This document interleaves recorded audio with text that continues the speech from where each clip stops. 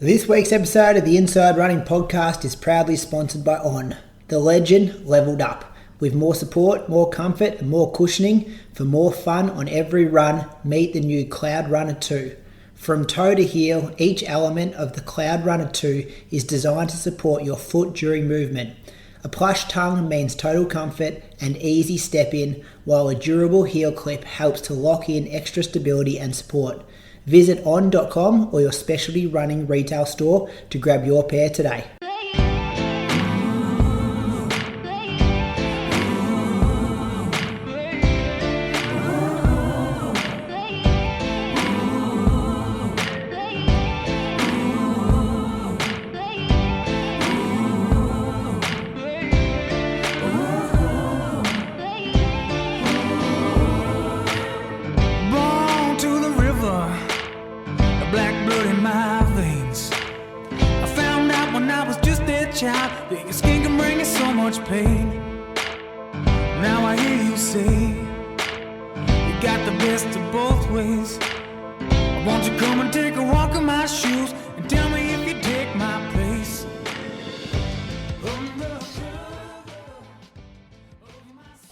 Welcome to episode number 331 of the Inside Running Podcast. Thank you for joining us for another week. Big show coming at you this week. We've got World Indoors to talk about, the Canberra Track Classic and the World Cross Country Trials that happened up there over the weekend. Tokyo Marathon happened, all the other stuff that we usually talk about on this podcast. And Jesse Hunt is popping in thanks to our friends over at On. So looking forward to chatting to him a bit later in the episode. Welcome, my co-host is back just for the second time in 2024. The man who finished 39th, I think it was, at the 2019 World Championships is a three-time Great Ocean Road Marathon winner, and the man that Runners World Australia voted number 3 as the most influential people in Australian running for 2023. Welcome to you, Big Moose. Welcome back to the show. Well, there's a couple of lies in there. Oh, which one? Were you higher at World Champs? No, I've 4-time winner, Great Ocean Road Marathon. Back to back. 4-time winner. I think, might have stitched me up. But then also, what's his Runners World thing? Yeah, this is the same as the one Ali one? Nah, Chriso was in the European one, and you were in the Australian one, number 3. Ned Brockman, number 1, and then Tamsin Banu, number 2. So it's pretty good to have you number 3. Okay. Bit of inside running representation up there. Who was 4 and 5? Didn't go down that far. Looked for the top 10 for Crocs' name, didn't see him, so then just kept scrolling. Yeah, I'll take that. Take that, for There's sure. A couple of big dogs above me. Don't they notify you about that kind of stuff? This might not be the first time Ned Brockman gets mentioned this episode. Oh, really? Coming in hot with Ned Brockman news. Well, I've listened to YouTube blokes the last 6 or so weeks skirt around the edges of a few things.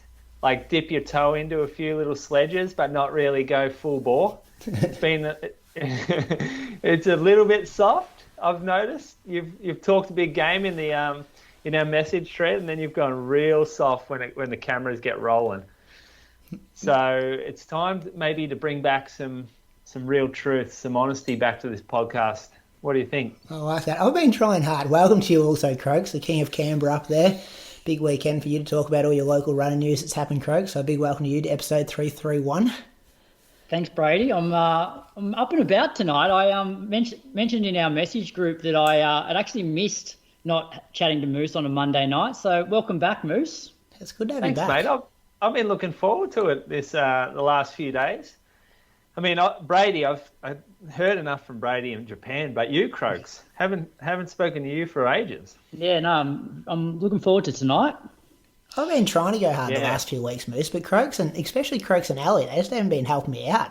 Every time I kind of start getting, let's go a bit controversial, what do you think, guys? They've just been cutting me down. I reckon AA have got to both of those two. A couple of politicians there. I had a crack at AA last week, and then got told that AA have nothing to do with Zatopek. So, what, the national champs? I'm sure they're involved somehow. I know Athvic put it on, but I'm sure there's some involvement from AA. You reckon Athvic got Peking Duck down to play? No, but did On pay for that? Sure they. Yeah, well, On was the major sponsor. How much they put in? That's a good question. We don't know that, do we? Your point stands, though, from last week, though, Croak. So that Bankstown meet was probably better than anything that AA or Athletics Victoria have put on. Yeah, well, look at Canberra. Like, we'll obviously talk about Canberra, but, like, men's 1,500 was, like, the field was nowhere near as strong as what it was in Bankstown. And, like, we reported that Jesse Hunt was going to run the 1,500. He pulled out. Like, I'll ask him tonight. I'm guessing he pulled out because, guys like Jai and Cam and Jake Wightman weren't running. Actually, Murray Plant was pretty good. Anyway, let's get going. Croaks, tell us about this. Actually, you go first, Moose. The listeners be dying to hear from you about your hamstring and your recovery, your trip home from Osaka. Give us a debrief. How is it? Yeah, so the race was Sunday. I was in some kind of like half dead, half alive phase for Monday. That was one of the worst days of my life, to be perfectly honest. I've never been so sick. You know how I said I was allergic to whiskey a few years ago, or maybe months ago, whatever? I'm definitely allergic to whiskey, especially Japanese whiskey. There must be some sort of intolerance or something that just turns whiskey into poison in my body. But I woke up and I was the sickest man in Japan by a mile, and I didn't really feel my hammy much, which kind of slightly annoyed me because I pulled out of a race. You want to feel justified in pulling out. At the time, did hurt quite a lot, so much so that I couldn't run on it. And so the next day to wake up and almost be fine walking around, it's like, what's going on? A little bit was a bit confusing, but then it sort of gave me hope that I could get back into training. So I got back to Australia on Wednesday, Arvo. Hadn't run those days. Thursday didn't run. Friday I went for, was it Friday? Went for a light jog in the morning, and yeah, didn't pull up well. So went for 4K, felt pretty tight in the hammy early, and then it got real proppy. So I thought, no, I'm not ready for this. I've got to get it diagnosed properly now. So I saw Ali on Saturday, and she did a little bit of assessment on me. She thought it was a strain up near where the tendinous, like muscular tendon junction type area is, so pretty high up, and gave me a scan referral if I want it, but then said, see how you go on. Like, it didn't seem bad. A lot of testing that she was doing said this is actually pretty good compared to what it could be. So said run on Monday, and if it's bad, we'll get it scanned. If not, we'll just treat it like we are already. I went for a bike ride yesterday. I rode with Toby while he did his long run, and we went up a sharp pinch, and I got too steep for me to cycle, and I was clipped in. So I had a bit of a freak out, unclipped, somehow smashed my knee on the pedal. So I've had a really sore knee for the 24 hours or so. And so I didn't run today because my knee was sore because my kneecap got smashed by my pedal. So tomorrow morning we'll find out how the hammy is. Tomorrow morning, go for a jog. Is that common, like a high hamstring strain at marathon pace? I don't think so. Yeah. That's why it's confusing. A lot of people message me saying it sounds like it's a neural thing, like it's coming from your back, and it's more a third pain down, just based off the symptoms and also how it happened, because it's rare to get a muscular strain at that pace when you're not changing gears, you're not explosive. I mean, I was 20K into the race. You wouldn't expect to get a muscle strain then. And Ali said that perhaps it was a light strain because I felt tightness a week before, and I'd actually felt tightness on a lot of runs through the week. And she said it was probably just a light strain, and then you just put it under pretty high load, 20K of relative intensity, and it just didn't handle it. So she thought the damage had sort of already been done and it was maybe lingering.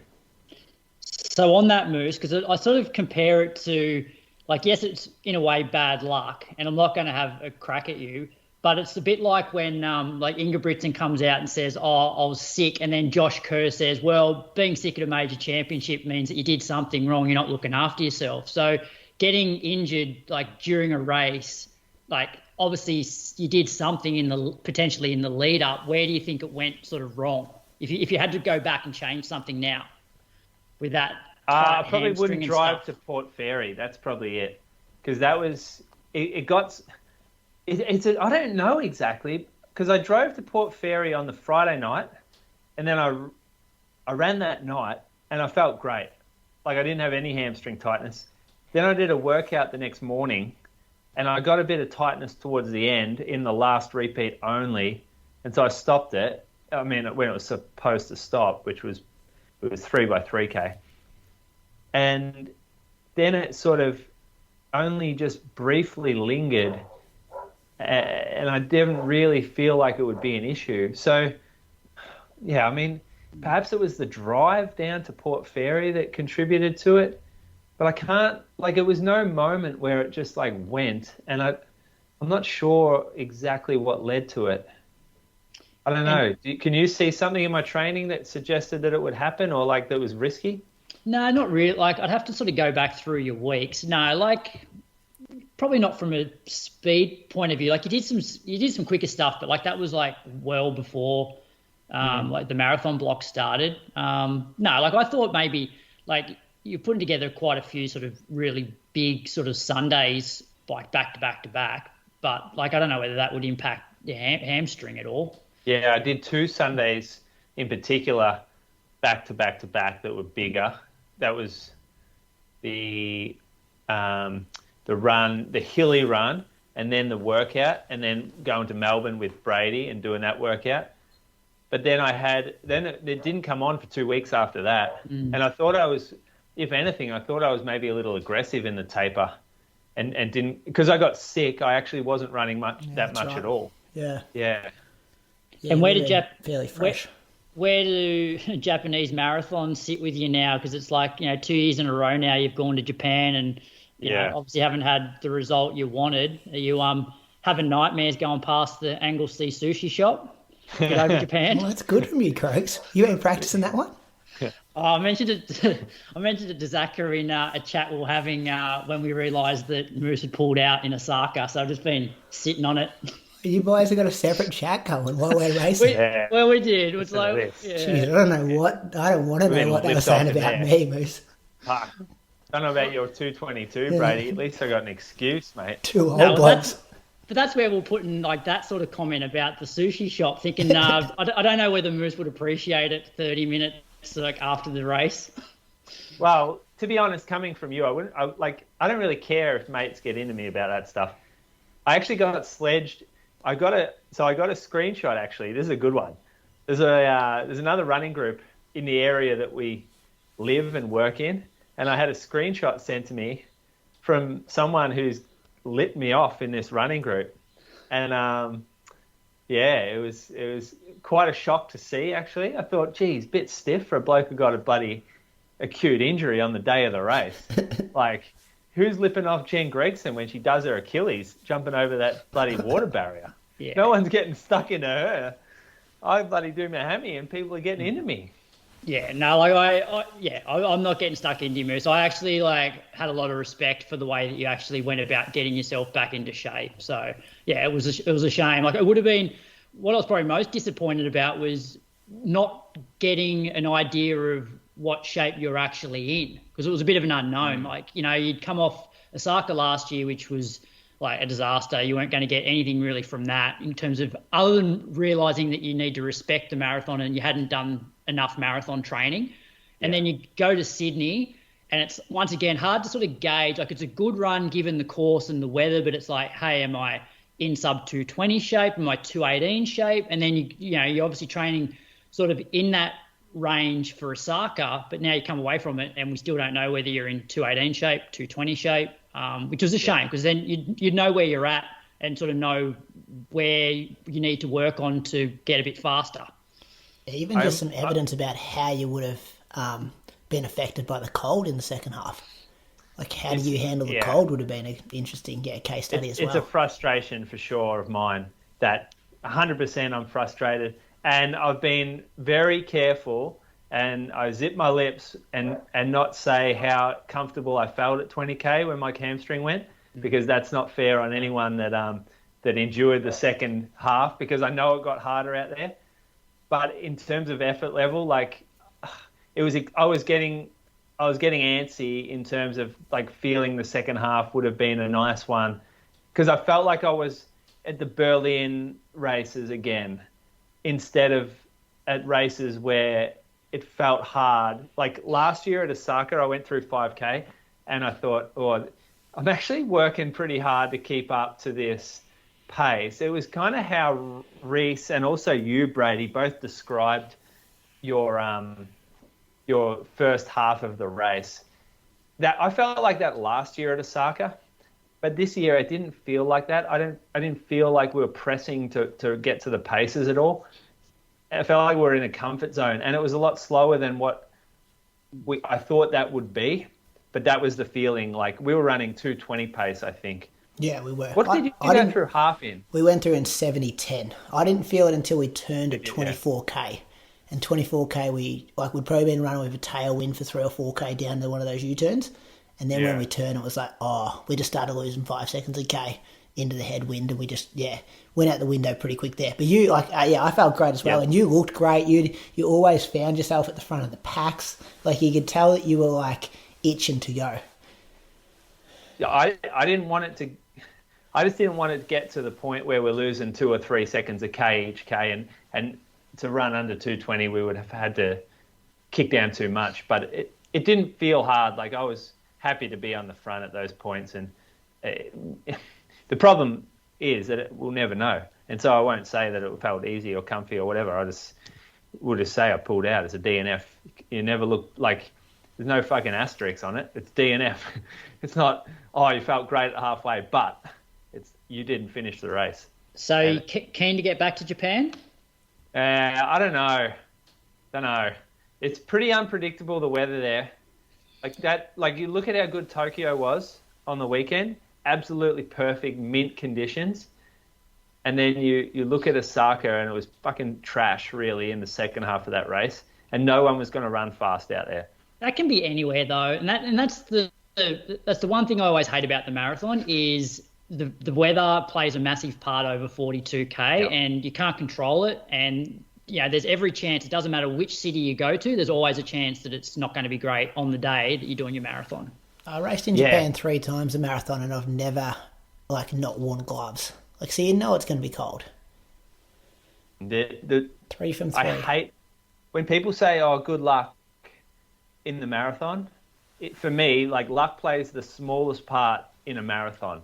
However, Saturday morning was outstanding weather to run a marathon in, and Monday morning was outstanding weather to run a marathon in, and Sunday wasn't. And so there's nothing outside of poor timing or luck.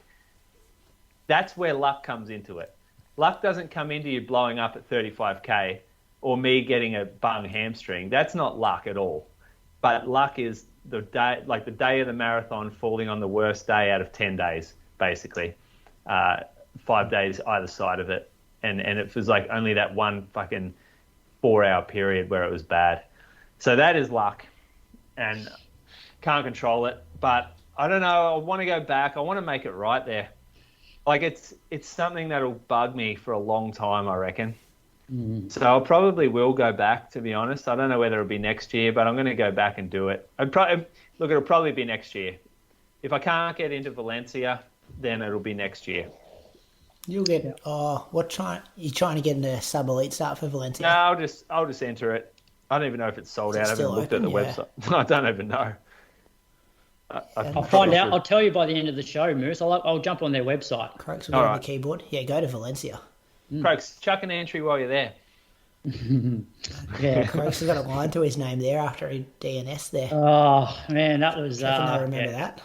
Yeah. Do you know that was back before Valencia was a thing, wasn't it? Yeah, remember he said he was going to Valencia and they had a program. Ahead of it, wasn't it? He was going to get paid €1,000 just if he ran a PB, weren't you?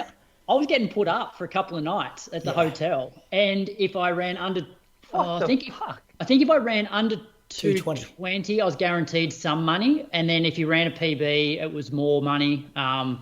Izzy and Jen didn't even get put up this year. It was a pretty good setup, but yeah, as you said, that was before it became really, really sort of popular. What was that, 2017 or something? End of 2018. Okay. Yeah. There would be no there would be more people trying to get into Valencia than Berlin, I reckon. Yeah, for sure. Yeah. I hope the Hemi comes good, Moose. Thanks. Yeah, I'll tell you tomorrow. We'll go for a run, and we'll see how it feels. So far so good. Went for a surf tonight. Do you guys do like a exit interview, kind of like sit down, recap the build-up, what worked, what didn't? I guess you got the Ali conversation to have about where she's going to go next. Like you guys had an opportunity to do all that. Oh, we've been chatting about that. Actually, Sinead made Ali like this weather spreadsheet. It was amazing. It was incredible what she did. I don't know how long it took her, but she put together a historical weather chart of all the potential marathons, like over the next 8 weeks or so, and did wind minimums, maximums, 2 or 3 days prior, 2 days after, and on the race day of what it's been. So that was actually really cool what she did. I've loved reading that. And we looked at the options, and Ali will pick one, decide what she wants to do, how much energy she's got to go again. She's running again already, so that's good, and body's fine, fitness seems fine, got a little cold, but geez, she's actually come back pretty good. Back on Strava too. Oh yeah, you know that stuff now. I don't have to tell you. She's gone I saw a run pop up and thought, because then I listened to your road to Osaka in the gym yesterday, and you talked about potentially going off Strava, and then when I saw Ellie come on Strava, I'm like, you're doing the old swap. She'll come on, you'll go off. Yeah, well, Joe Klecker's gone off. You see that today? No, I didn't.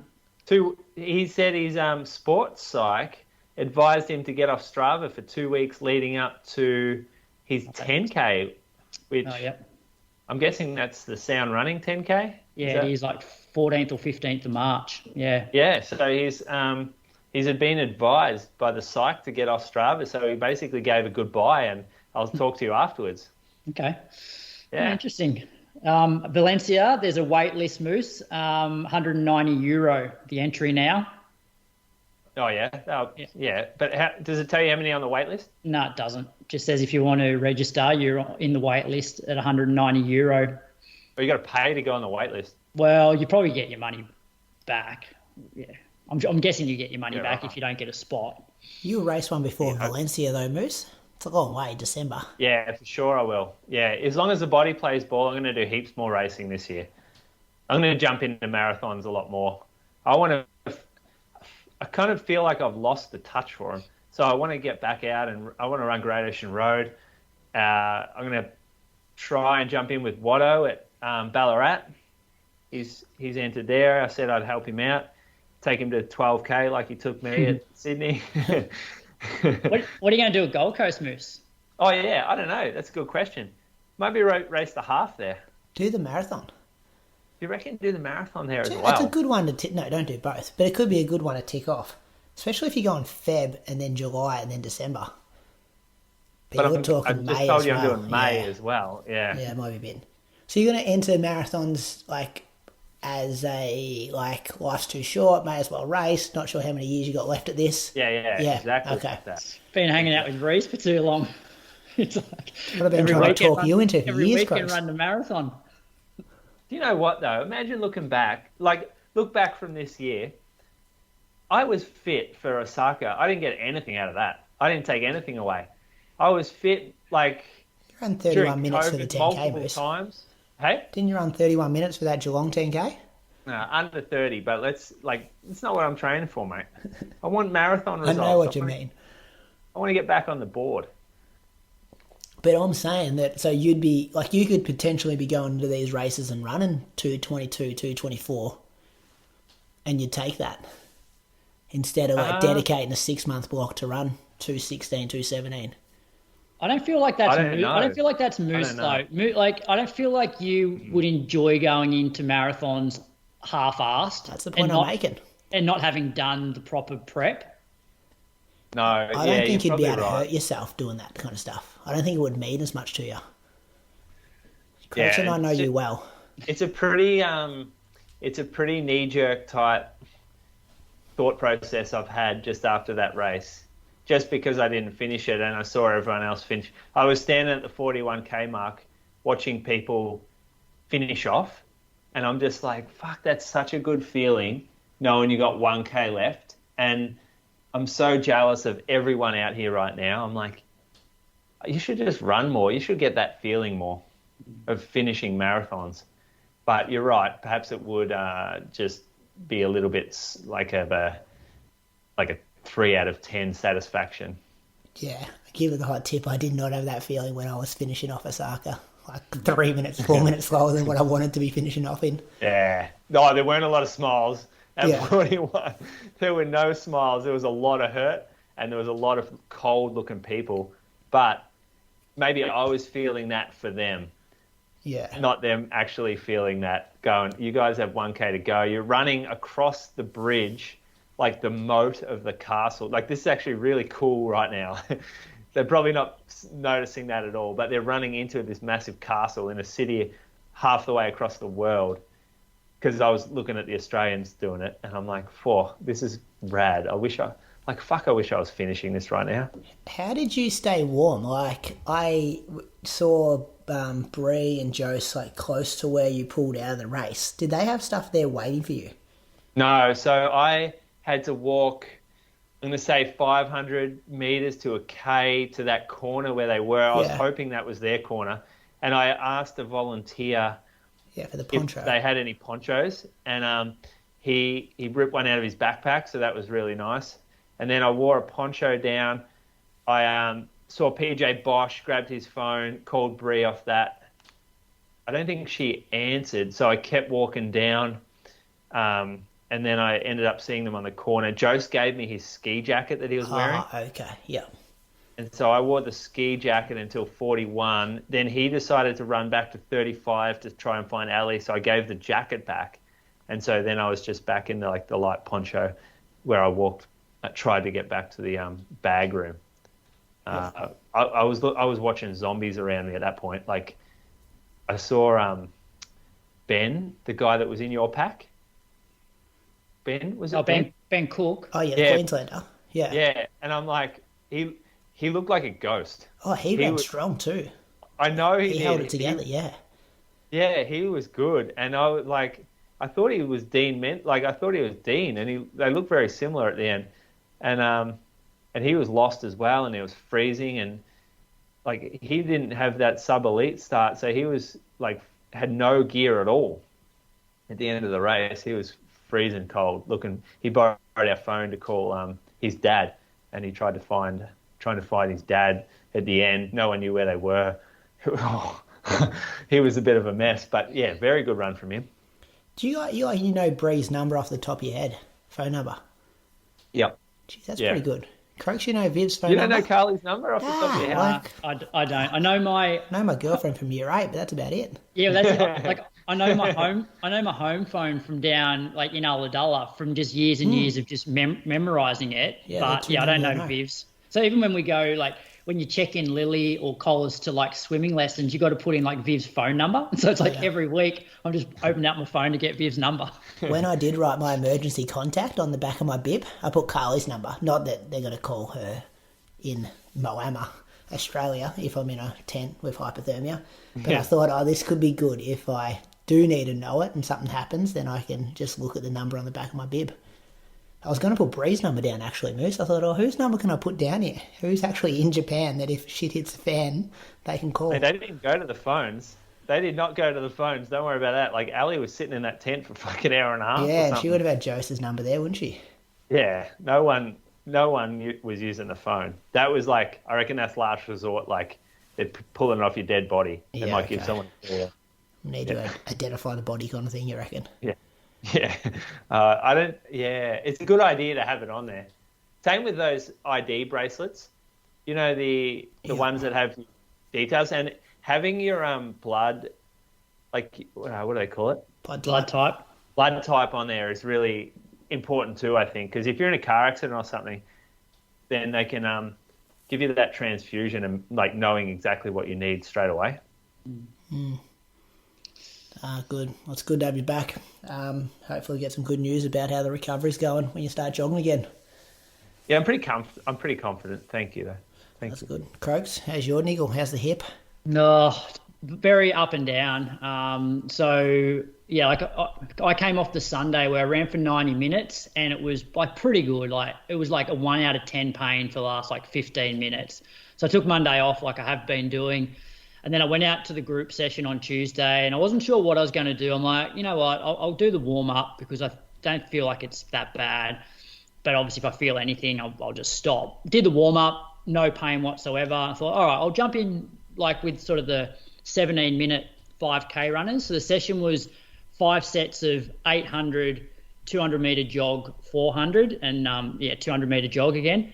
And so it was a lot warmer than I thought it would be when I set this session sort of a couple of weeks in advance. So I said to people, look, if the heat starts to affect the quality of the session in terms of like the jog recoveries, do like maybe 3 sets of continuous and then just do the last 2 sets with like 1 minute standing recovery. So that's what we did. And like I was rolling probably 3:30 kilometer pace for the 800s and 3:20 kilometer pace for the 400s. So like, you know, from a speed point of view, it was comfortable. Heart rate was, you know, sort of threshold, like, you know, just because of the heat, but there's absolutely no pain whatsoever. So I was really happy to get through that. Cooled down. I thought, okay, we've been pretty sensible with this niggle. Like I'll be fine.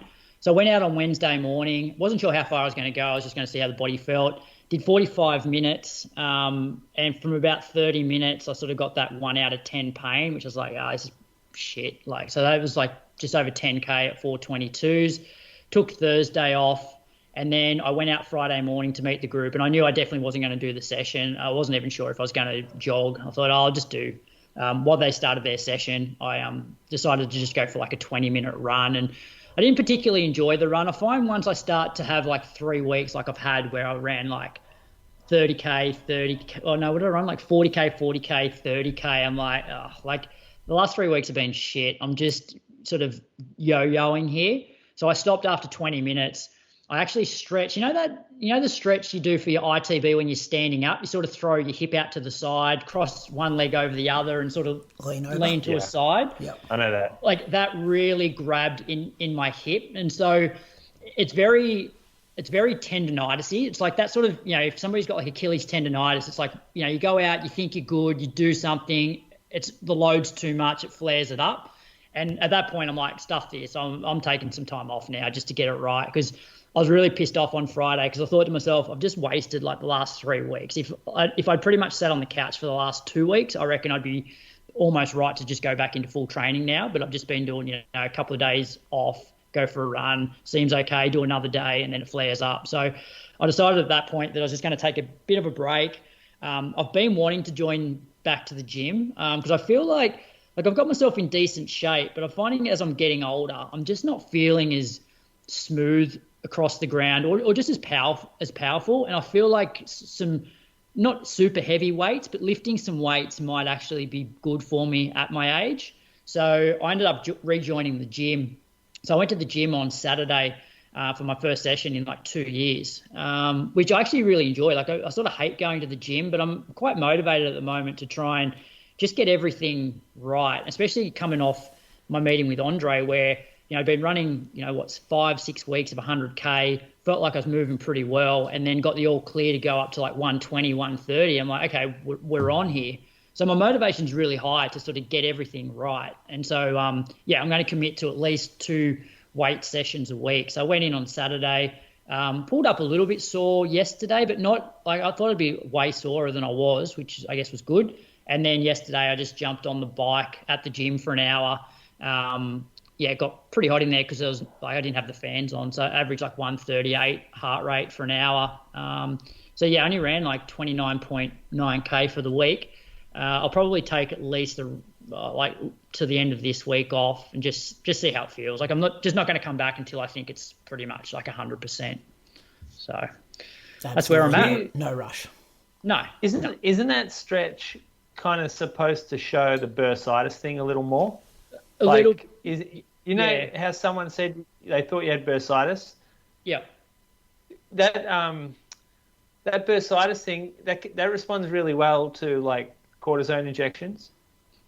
Would you consider that? Yeah, physio did say like if it doesn't settle, but I feel like it's so low grade because on Friday I went back onto the anti-inflams because it seemed to respond really well. So I smashed them Friday, Saturday, and Sunday, and it's definitely feeling like pretty good now.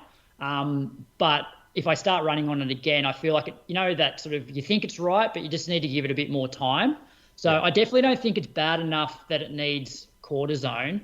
It's just, I'm happy to give it another week or even like 10 days. Like, it doesn't really matter now. Like, I've lost so much in the last 3 weeks that taking another week to 10 days off is not going to matter. But the positive is that I can go and smash the gym between now and starting back running. So then when I start back running, I'm not going to have the DOMs. Whereas if I'd started, doing the weights while I'm still trying to do all my sessions, I'd definitely have a few weeks there where it's probably risky, having some DOMs from the gym and then trying to do some sessions. So I won't have that. Yes, so I'm excited about getting back into the gym. Has your gym got that, that band that people can't videotape themselves, do the selfie stuff while you're in the gym? Seen that in the news lately? No, I haven't. That'd be haven't affecting heard you, that. I reckon. No, I'm definitely not that comfortable. Well, I'm comfortable enough to go and do what I need to do in the gym, but I look over and there's a lot of women that are lifting heavier weights than what I am. But yeah, it's all good, and I pretty much just stick to all the, the glute bridge machine and leg press and hamstring curls. Initially, just those big core muscles, just trying to get them a bit stronger. Yeah, good. Yep. Sound positive. It's a good thing you're getting in the gym, I reckon. Yeah. Especially at 48, Moose. I definitely. I was about to say, it's good for your arthritis. It's good for your bone density. No, I really wasn't a big fan of gym in the past, and I've run well in the past without going to the gym, but I definitely feel like as I'm getting older, I'm just losing some strength and some power, and I think the only way for me to, and I don't think I can get that through just running anymore. The only way for me to get that is to go and lift some reasonably heavy stuff in the gym, I'm just interested to see whether it actually does make a difference to my running. Yeah, good. Yeah. I'll whistle through this week, fellas. Didn't do much running between the three of us this week. Not much to talk about. Monday night I came back from Osaka, so I had the whole day Monday in town. I don't know if they fly out of Osaka during the day, Moose. I think it's more night flights. That was hard work. It's only the one. It's only the one carrier back to Cairns, isn't it? Jetstar's the only one that goes direct back to Australia, you think? Maybe. Yeah, I don't think so. I reckon Osaka goes through Hong Kong or something. Yep. Ali and Reese went through Hong Kong, maybe? I flew Qantas back the late Biwa days. I went from Sydney I think Sydney goes direct to Osaka. Maybe. Yeah, so did I when I went to Lake Biwa. Qantas. Same flight as Tommy DiCano back then. Not sure that's a thing anymore. Yeah, not sure. Guess you can find out next year, Moose. Just go Melbourne to Sydney, then Sydney direct. Go China business again through Taiwan. Get to sleep the whole way home. You didn't go business on the way home though, did you? Oh, fuck. I was lining up. I'm thinking, this is the worst.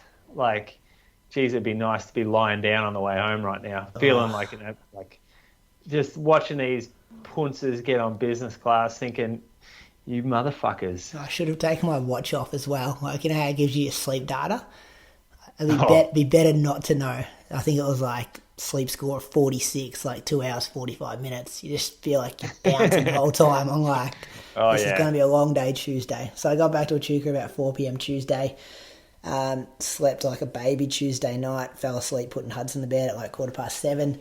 And then Wednesday, I did jog for 30 minutes at 10:30 a.m. in the morning. So it was nice and hot. I think it was 30 degrees by the time I jogged. I'd already mowed the lawn, so I was just feeling okay. I'm okay, there's no real injury kind of scares here. I didn't feel super sore in one particular spot, so I thought I'd just test it out for 30 minutes, which was good. My OP was a bit sore, which was sore during, I reckon maybe 8 weeks to 4 weeks out in the marathon block. I just had this 1 out of 10 soreness there, and that's kind of flared back up post-marathon. So that was probably the sorest part of my body.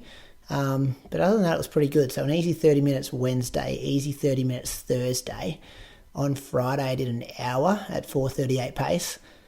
And then Saturday, did an hour at 4:37 pace. So this is all very easy. Heart rates are 125, 130, somewhere around there. And then Sunday I did 90 minutes at 4:39 pace. So I'm happy with the way I've recovered and how the legs feel. Haven't tried to put any strides or any workouts through the legs yet, and I'll just see. I'll probably give it 2 weeks until I make a decision if I try to back up at potentially Ballarat Marathon. Go hard. Yeah, maybe. Thoughts, Moose? Why not? I'm changed on this. The man's also getting old. He's not going to make the Olympics, and he doesn't do this for a living. So fuck it. Do what you want, Brady. He's not that old. He's not that old. What are you, 35? No, I'm 36. He looks pretty old. I shave my beard, Moose. I'm close. A bit younger. Up close, He looks real old. Yeah. How old were you when you ran a PB, Moose? 33. Moose is only a year older than me, I think. Yeah. You got plenty of time, Brady. I know I do, but I'm almost like I've got this story in my head that Osaka was just a really big workout in the Ballarat block, and I can just give it 2 weeks to recover from the really big workout, put another 4 or 5 weeks in, and then have a crack. Because you're locked in for Chicago, yeah? Yeah, I'm locked in for Chicago. But that could be like they have some shitty weather there over the years. Brady, do you want to hear the Ballarat weather? Oh yeah, what's Sinead Diver? Yeah. What's her data around Ballarat? Give us a second here. Give us a second. That'd be good to know. I got to pull it up because I was going to pace until like 2025. So I'm like, well, I want to get fit enough to be able to do that at least, and then it's kind of like, well, why not? Just keep going. Yeah. So Ballarat's been on the 27th of April. It's on the 27th of April. Gee, there's a lot of data here, but let's just go off the 27th for the last. This is what Sinead does for a job, doesn't she? Doesn't she work in like stats? This is all data. So check. Temperature, max. I'll go the maxes, 19, 18, 14, 13, 13, with minimums of 14, 13, 11, 7, and 7. Oh, that's pretty good. Wind, kilometres per hour, 26 last year. This is average, 26. Average, yeah. At 9 a.m. I don't know what time she's taking it at.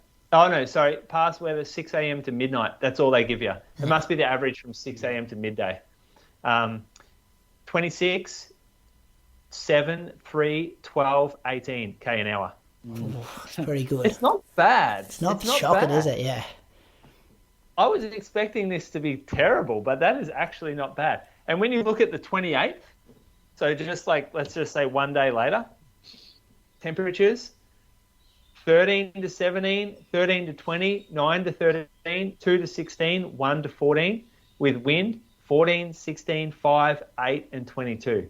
If that's the average to noon as well, like it's pretty like stock standard that the earlier in the morning, the less windy it is. Mate, you're going to be running, you can pretty much guarantee you're going to be running 13 to 15 degrees max. I'll do it, Moose. I'll do it. Yeah. And you would be very unlucky to get a windy day by the looks of this. Yeah, but that will happen to me. Now I love the victim. Moose, episode 1 coming back, and he's contradicted himself from some other episode where it's like, boys, you need to respect the marathon. Those people that come back too quick have issues down the track, but if you respect it, then you're good later on. But he only did a tempo at Osaka. Tempo to 25 and then jogged it in. Couldn't let himself. Legs iced up. That'd be good. Well, I'm actually also at the stage in my life where I'm like, I don't know if like getting excited about going to Gels Park and then going to Albert Park 10k and then getting excited about Cruden Farm 12k cross country. Like, don't know if that's going to get me out of bed to train for that stuff. And I'm like, you ever won a marathon? Nah. Yeah, there you go. Hasn't won a marathon. Isn't Tom Buchanan running? Doesn't he want to run 2:10 there? I ain't beating Tommy. Plus, it's always a free hit down there. It's not like you've forked out money to go overseas. So it's I'll like take all the kids. The kids can see me on the course. Day, you just pull the pin. Yeah, who cares? We'll just go away for a little weekend. The only downside of that is you don't want that to become a habit where you just go, oh yeah, I'll start this marathon, but if it's not going well, I'll just pull the pin. That's going into influencer life real quick. That becomes a bit of a habit then, I reckon. And it's not. I'm surprised Croaks let you off the hat with this. The chat last week about you just thinking that you'd turn into an influencer. I was tempted, Moose, 38k in the race. I'm just like, I'm going to influencer world. He didn't even. What gives you the idea that you think you could do that? I reckon Zach would be able to do a really good pitch for me to Brands, I think. Yeah, he's pretty good at making those PDFs. I don't know. You could be off contract at Lulu after this, and you're back to bloody Kia and the bowling club. No, we're still on. Contracts are looking thick. The bowling club's moved on, mate. They got the local footy captain, the wingman. Yeah, might not be able to go back there, but yeah, we're all right. We're good. 222 looks better than DNF, surely. No, yeah, 222 was good for you then. It was good for you.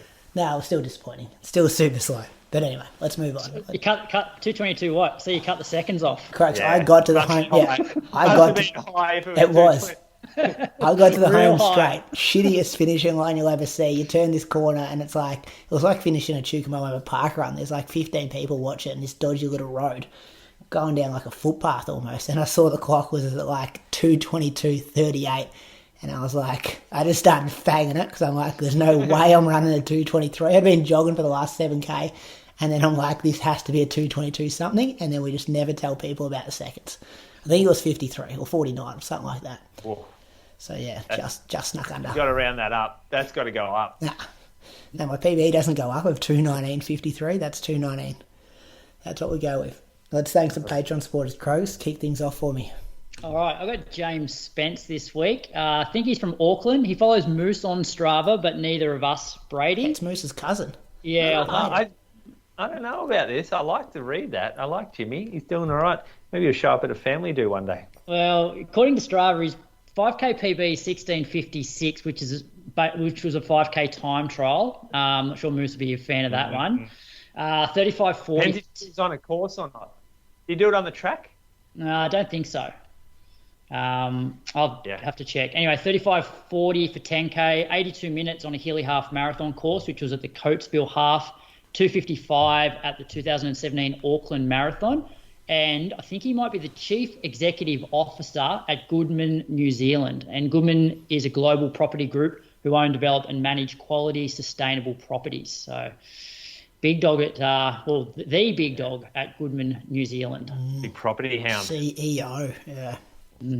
Thanks, James, for your support. Moose, who you got? I have Louise McKinlay from Sackville in New South Wales.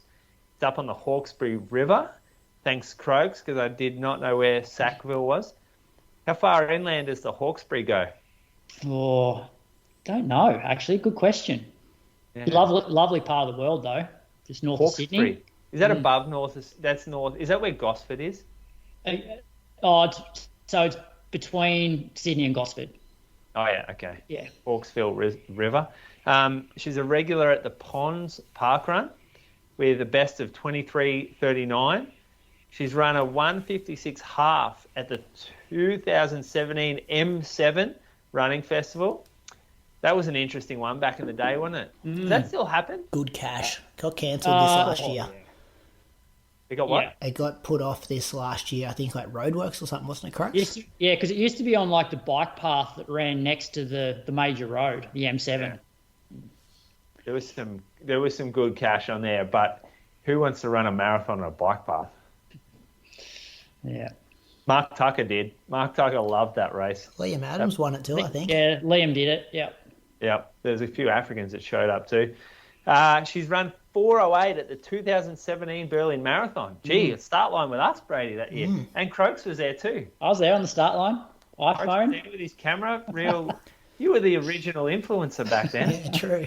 And iPhone 4. Still got some footage doing strides with Kipchoge. Can you get that footage to us? Yeah. Let's post that for sure this week. All right, I'll send it through. That'd be great. Yeah, classic. Send through the first... First 3K. What do you run, 2K or something? 3K. Why didn't you go further? I know you're injured, but you could have gone a bit further. You went to 20, didn't you? I ran to halfway, but I left you guys... Well, you left me at 3K. But that's the thing, I'd missed probably 6 weeks of training, and I ran to halfway, and my legs were so banged up. It's amazing how quickly you lose that conditioning after about 6 weeks. Yeah. For people wondering what we're talking about, before we did Inside Running Podcast, we did Road to Berlin in 2017. and we did like 6-week series. Moose went and ran 2:18. Croaks DNF'd, got injured about 2 weeks before, 3 weeks before, 6 weeks before. Was flying a month out though, wasn't he, Moose? He was flying. Yep. Back in the OG days. I'm going to thank Josh Marr from Smiths Creek in Ballarat. PBs of 17:27 for 5K, 37:24 for 10K at the Melbourne Marathon 10K, 84 minutes at the Melbourne Half Marathon, and 3:09 at the 2023 Canberra Marathon. He is a run to PB athlete, Croaks. I look after Josh's program. He does that shift work, so we've got to kind of like be pretty creative with how we do his programming. Big Collingwood Magpie fan, so I love that, and super dedicated to getting his training done around some pretty difficult work hours. And dad of 2 kids, so he's got a lot going on. Josh, you were just complaining about how hard he was to coach before, actually, off air. I was just saying I had to be creative, didn't I? Isn't that what I just said? Have to be creative. Creative was the word you used. Yeah, well, creative, because you can't do the Monday through to Sunday with people that work shift work. So sometimes he's banging out long runs on Wednesdays, other weeks it's Fridays. Like, it's pretty good that it would do my head in a bit, not having that, like, this is what I do on every Monday, this is what I do on every Thursday. Like, it'd be a weird feeling doing longies on and workouts on different days of the week, but Josh gets it done. Thank you to all our supporters on Patreon. If you like what we do on this podcast, you can support us at patreon.com/Inside Running Podcast. Do you get a few questions during the week as well? Sometimes we get like requested guests, and most of the time we've actually already had them on the show. So when we've been on air for 330 weeks, had quite a few guests on, but only the Spotify, iTunes only show like the latest like 80 episodes or something like that. So the best place to get all the episodes from day one is Podbean. So if you want to go back and listen to the back catalogue, maybe skip straight to some of the interviews of the big names that we've had on over the years, that's the place to go there.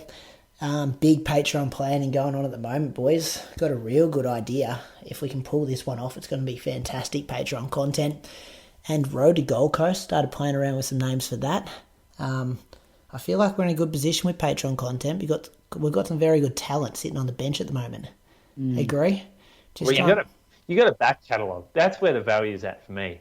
Like if that's undervalued. If I get into running, or so let's say I get into dog training, right, and I've got a back catalogue of some of the best runners, best dog trainers in the country, just chatting to each other about real shit. Like not bloody getting on there and talking about theories and philosophies that try to make themselves sound smarter and scripted stuff.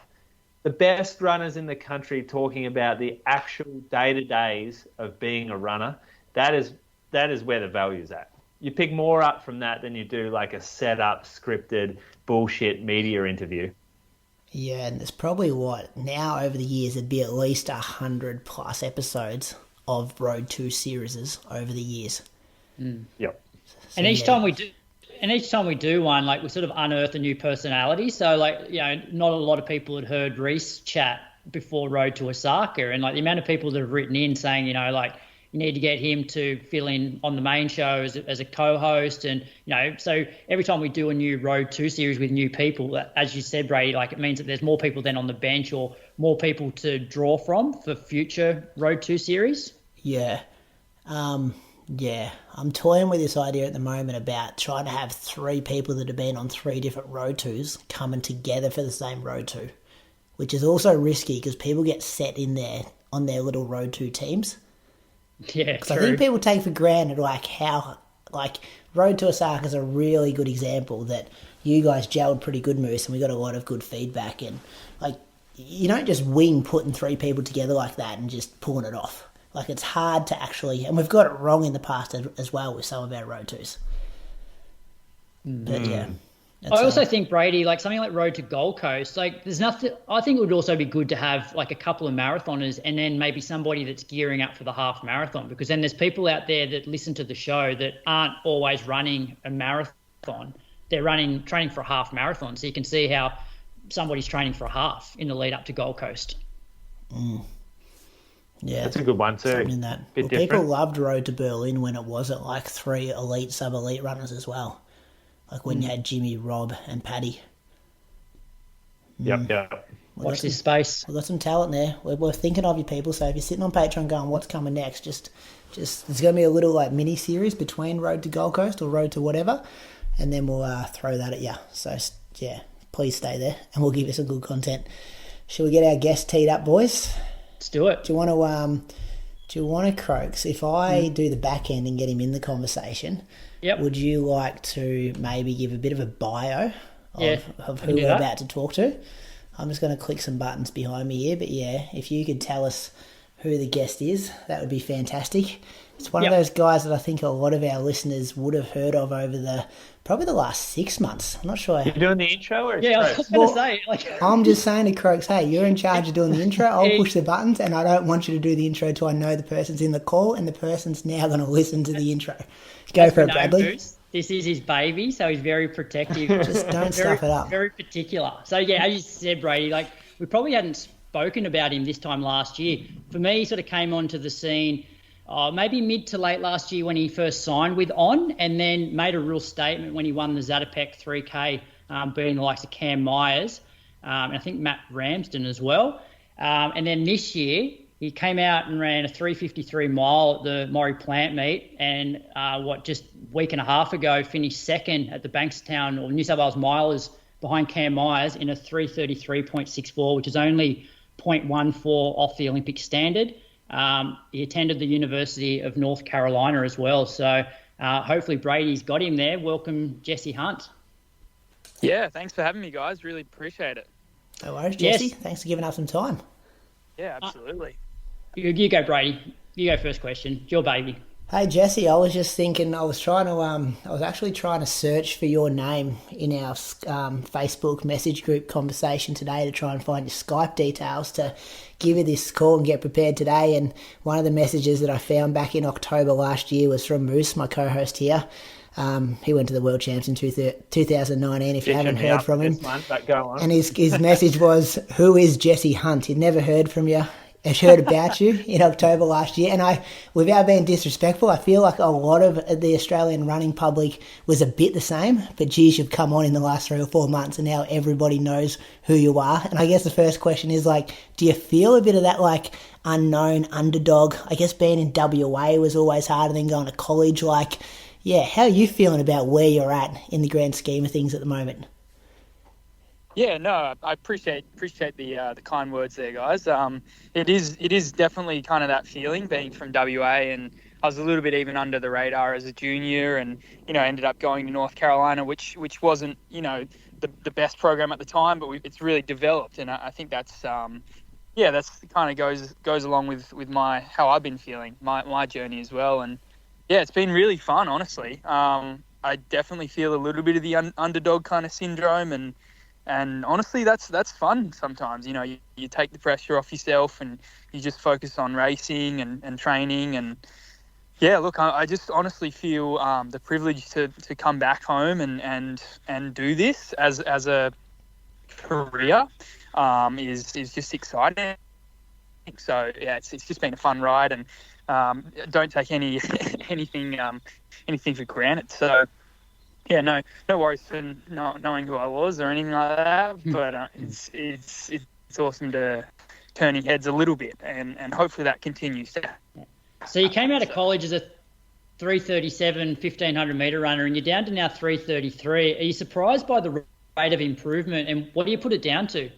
Yeah, not surprised. I wouldn't say that's the right word. I always really, really believed that I could be really good, and believed that I was going to take that next step. I think a few things. Kind of moving to Melbourne under Craig. I think sometimes a fresh perspective, a fresh coaching situation can really help, and I think that's really been pivotal in terms of actually being able to take advantage of the work I've been doing over the last 5 years. I think another big thing is the altitude training, going to Falls Creek, and that's been really fun. I've never been before, and I've actually been a pretty good responder to altitude, and we're getting a lot of good work done up there, and actually heading there soon. So in the next week or two. So yeah, I think it's a lot of things, but honestly for me, it's just been building week in, week out, season in, season out, and years on years of stacking. Some guys find immediate success, and I think for me it's been a bit more of a slow burn. But we all end up in the same place in the end, and it's just a fun place to be right now. Kind of coming towards the top end of middle distance running. So it's a lot of fun. And any major changes in your training from what you're doing at college to what you're doing now with Craig?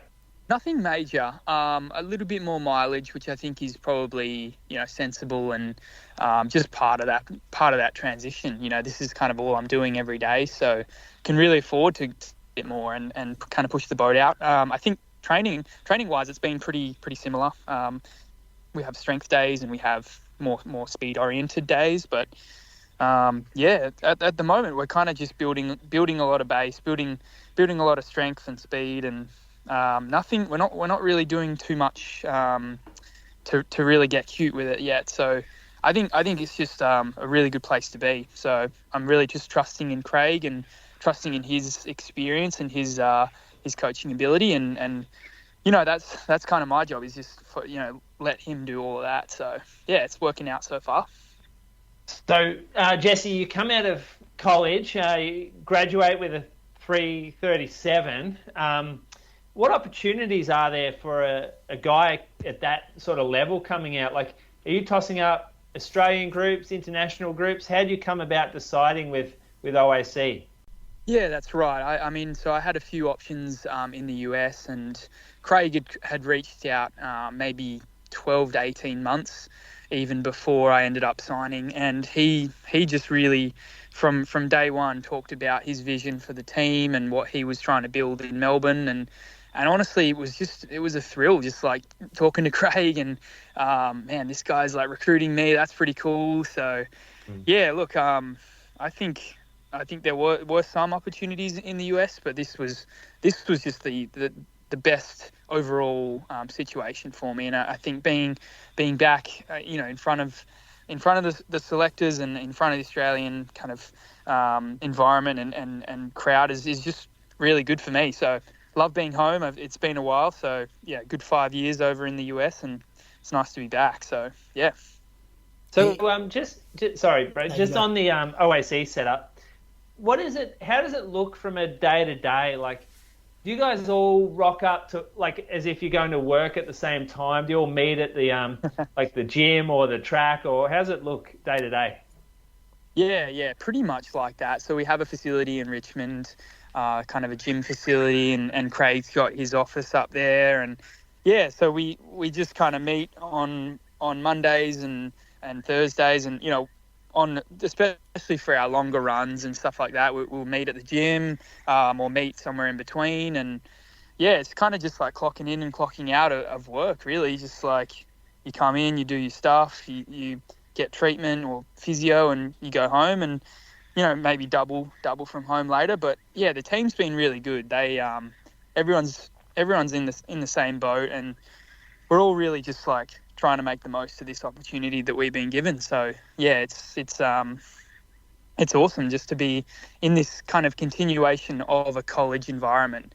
It's definitely like collegial in that sense. Like everyone is working together. The boys on the team are really good to train with and live with and all that. So it's definitely a really conducive environment to high performance, I think, and hopefully we just continue to make improvements along the way. So Jesse, when we first saw the names on the team probably a couple of months ago, it kind of had that like development team kind of vibe, plus bucks. Whereas the last couple of weeks, probably we saw it at Murray Plant, we saw it at Zatopek, we saw it Bankstown the other week. Like, you guys have made massive jumps in a short period of time. To, you're in the probably conversation now, like, are you guys the best group in Australia? Like, getting close to this, or getting the qualifiers and getting very close to them as well. Like, it must be, like, is it a bit surreal being in that group and watching, Claudia and Bendiri on the weekend and what you did at Bankstown, and, like, it must be, very cool to be a part of that environment. Oh, yeah, it's super cool. I mean, honestly, just watching those girls on the weekend was so inspiring for us, and that's kind of what it's all about, isn't it? It's just like watching your teammates succeed and you want to succeed for them as well. You feel a responsibility, for the brand and for Craig and what we're developing. So yeah, I think overall, it's just a really, really fun thing to be a part of. And I think, just everyone's making each other better. And it's just fun to be in that conversation. And I know obviously we are still developing and a developmental team, but hopefully transitioning towards away from that potentially. So yeah. I think you very much have, yeah. And Jesse, I think it'd be rude not to just touch on that New South Wales Milers meet. Like, what were your expectations going into that race? And did you think that you were in shape to run the Olympic standard? So my expectations were basically just keep building skills that I've been working on in previous races. I think I sat back a little bit too far in the Adelaide race and then again at Moree Plant. So I think a big part of me was just being more engaged in the front end of the race, and that was something I focused on, and I just really focused on the process. Didn't really think about the outcome too much, and but again, like, the goal is to run well and quick and be competitive, and so I guess that's kind of a product of that is just but I didn't focus on the time. It wasn't a goal to go and run the standard or anything, but we nearly got there, so hopefully that comes. And when you crossed the line, like, were you, like, I won't say surprised, but like, did it exceed your expectations a little bit? I don't know about surprised. I knew I was in really good shape, and I knew that if I was strong and stayed on the pace, that the race would be fast. And when you go past, someone as good as Jake Wightman in the final 100, you've done pretty well. So I don't know if I was surprised at the very end, like, oh man, I was just like, just happy with how it went, and it was just a culmination of the training I've been doing and the work me and Craig and the rest of the team have been putting in. So not surprised, but satisfied and proud of the time and the race, and so hopefully it continues. How'd the race come about at Bankstown? We spoke about it last week. Like, all these big names find themselves in the suburbs of Sydney. I feel like a surreal. Looking at the footage, it was incredible. It was awesome. I've never been to Bankstown before, and it was super late notice, and Craig kind of just said earlier in the week, like, I think this would be a really good situation. Like, we were pretty touch and go on it, like, would we even do it, and I just said, look, I really want to do it. I think if Jake Wightman's going to be there, if those Canberra boys are going to be there, like, let's go and do it. Like, you don't want to miss out on an opportunity like that, so they don't come around very often, and so he said, all right, let's do it, and just booked a flight that day. That was probably the day before, or maybe 2 days before, and so it was just a quick turnaround trip. But so glad it all worked out, and Bankstown really turned it on. Honestly, like, everyone around the track was just bringing the energy, and we could really feel that, I think, in the race, and it really, it's just a fun environment, fun meet to be a part of. So hopefully more to come. I know the mile champs are back there, so honestly looking forward to going back. Many autographs, selfies at the end there. Did you get swarmed as well? No, not quite. I mean, I'm not too old to be getting swarmed. Not at that level yet, obviously, but it's hopefully all to come, I guess. Jesse, the OAC group, we don't get a ton of info out of, like, the training and stuff. Brad tried to ask Craig about his philosophy, but he got hammered on that. So, is there a data? Do you use a lot of data in training? Like, you guys all wearing heart rates for your thresholds? Do you do lactate takings? What sort of, like, data forms your training? Yeah, so I don't have a heart rate monitor. Other guys on the team do, and I just use kind of the wrist one that comes with the Garmin. So it's like a guide for a lot of us, and it doesn't really dictate too much of things. But I guess when we do some kind of threshold work, we will use heart rate a little bit. We've done a little bit of lactate testing and stuff like that, but really haven't. It's really not a habit that we're in or anything like that. So yeah, it's honestly, we run a lot on feel and just like trying to be smooth and just keeping things, I think, a little bit of a half step.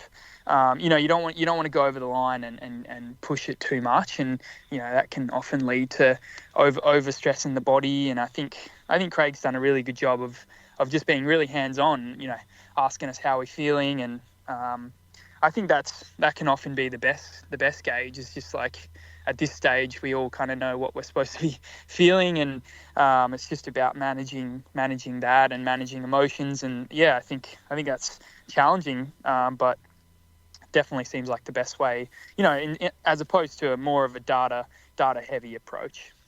And do you get a lot of anecdotal stories or any type of advice from Craig on stuff, things that he's experienced over his years? Is there a bit of story time with Buster after training, or how? Because that'd be pretty interesting. Yeah, look, he's definitely got a full bank of stories and knowledge that he's slowly kind of unwinding and telling us about. So that's a bit of a thrill when you hear a new story from him, or he comes to a run and you hear something about a city he's been to, a race he was in, an experience he had, and that's just all part of it, isn't it? It's just kind of surreal being with him and calling him a coach, I guess, as well. So yeah, look, he's honestly, his experience is so important for us as well, and in terms of crafting a season and what that looks like, and he's done it before. So yeah, just trying to learn as much as I can from him. And Jesse, what does the sort of rest of the season look like for you? And do you have a manager? Is Craig your coach and manager, or you have a separate manager from Craig? Yeah, so I have an agent in the US, Tom Ratcliffe, and so he does a lot of my race organising, stuff like that. So yeah, I guess kind of focused primarily on the domestic season right now. Getting through, Sydney track potentially, as well as the mile champs, and then into nationals. So kind of focused on right now and here, and then as the domestic season wraps up, we'll look into what's next, and that will probably look something like the US and Europe, kind of that summer season, but. Yeah, we'll just kind of see where we're at as the season concludes and what situation we're in and what needs to be done. So, but yeah, it's really just dependent on how the rest of the domestic season goes. Well, that manager, sorry, James, was it James Ratcliffe? Oh, Tom Ratcliffe. Tom Ratcliffe, yep. Sorry. Yeah, sorry. How does he go about, so you mentioned there was a real late notice chat about the Bankstown meet. Is he involved in chats with, say, Matt Whitbread and staff from Athletics New South Wales, or does that just all go through the local OAC guys? Yeah, that sort of local stuff, Craig's pretty well across, and he kind of deals with a lot of that, on the day-to-day basis. But Tom's got all the connections, I guess, for the European season and beyond. So yeah, it's a bit of both. Who else does Who does Tom manage? Are there any other big names in the US? Is it predominantly sort of US athletes that he manages? Yeah. Primarily US based athletes. A lot of the Bowman Track Club guys, Grant Fisher, and I actually went to college with his son Thomas Ratcliffe, and so a bit of a connection there. So yeah. So it's nice to have that connection back with the US, and still kind of have my toes in the water there, but also have Craig and everything he brings on the Australian side of things. So talking how about much you go. How much questions. How much MJ is there still at the UNC? Is it still just across all the halls and the walls and on the ceiling of the stadiums? Is it Mate, still Jordan? Look, it's plastered everywhere. Everyone, you get on campus day one, and you just learn about MJ. You learn about his legacy, and you figure out where he stayed as in the dorms, and he comes to some basketball games, and the whole crowd's just on their feet. So yeah, look, MJ's legacy at UNC is amazing. And I mean, honestly though, some other really, really great athletes have come out of UNC, but MJ tops them all, I would say. Yeah, that's awesome. Jesse, your time at college, have a list of these degrees, boys. Bachelor's degree in economics, statistics and business administration. Also a master's in accounting, financial analysis and reporting. Smart guy. You applying any of those skills now, Jesse, or what does your life look like outside of running? What do you do in your spare time? Yeah, so definitely not applying any of those skills right now. Totally focused on running. I did have a job lined up in the US and was going to take advantage of those degrees if running didn't turn out. But man, that was a pretty nice email to write to that company and say, look, I'm not going to be able to come. I'm going pro to run. So yeah, look, that'll come in a later years, but for right now, just fully focused on running and doing what I can to get the most out of my body. So what, are you playing Xbox, reading books? What are you doing in spare time? Give me something for the listeners that's not running related. What are some of your hobbies? Following the footy really in hard, Melbourne? Isn't it? So haven't yet, but that's definitely on the cards this season. Like a Freo or West Coast kind of guy? Bit of tennis. Yeah, more of a West Coast guy. So yeah, that's tough. But no, so a lot of my day just revolves around training. We'll spend the good part of the morning with training and getting some food in, coming back, and then afternoon, go for a bit of a nap and play on the phone, whatever it is, and kind of go out for a double later in the day. So yeah, honestly, not too much more goes on. Sorry to not give you a more exciting answer. Brady reckons it's just the best life ever. You don't do anything. You just play video games all day, and it just all does itself. A bit of Netflix in there, wouldn't there, Jesse? What are you watching on Netflix? Yeah, bit of Netflix. Oh man, right now, The Last Airbender. I'm back into that. Watched that as a kid. So got to rewatch all that. Yeah, look, bit of TV here and there, but it's a pretty nice life, and yeah, obviously very privileged to be able to live it for a couple of years, and yeah, we'll see kind of how long we can keep the ball rolling, I guess. Right, very good. Any more questions for him, fellas, before we let him go? No, just mate, all the best for the rest of the season. It's been awesome seeing your progression. Yeah, cheers, guys. Appreciate your time, and look forward to chatting again soon. No worries, mate. Yeah, Massive thanks to your sponsor On for making you available tonight. It's always good to partner with a brand that's experiencing so much success at the moment. Awesome. Thanks, guys. Thanks, Jesse. Bye. Cheers. Bye, guys. Bye. Thanks, mate. There's a bit of a common thread with these guys from OAC Oceania, boys. Very well spoken. You notice that? All the guests we have on from there, always very intellectual and very well spoken individuals.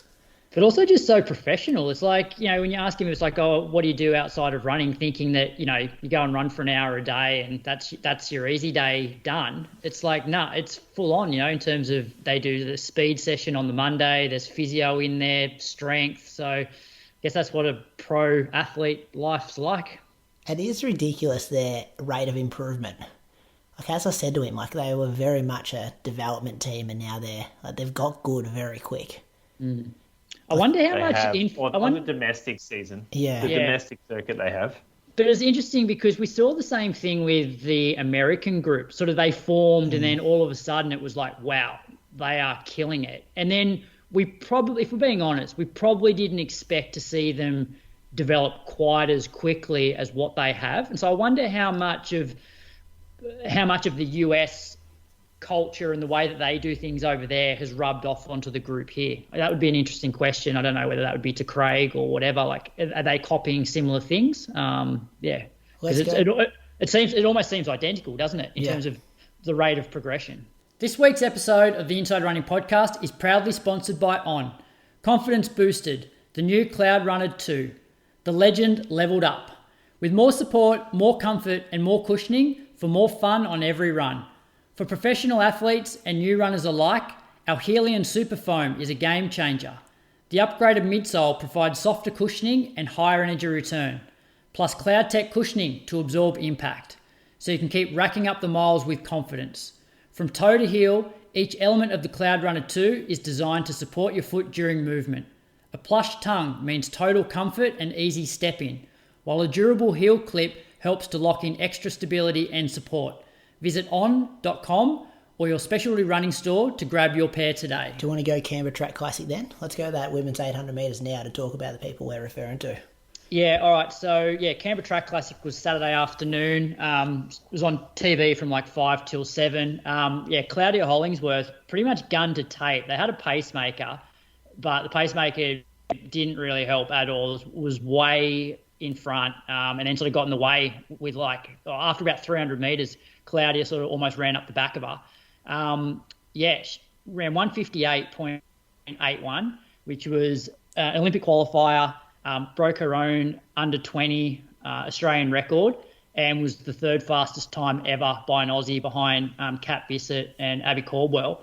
But then right on her heels for the majority of the race, and this was probably the most pleasing thing for me, like after we saw Ben Deary's last 800 where she was way in front, I think if she could just sit for a bit longer, she'd run much better. And she ran 159.01, which was the fifth fastest time ever by an Aussie, also an Olympic qualifier. So those two girls absolutely killed it. Sarah Billings was third in 2 minutes, 0.55. Impressive, wasn't it? It was. Billings' result gets a bit lost in there as well. That's a big PB for her, wouldn't it?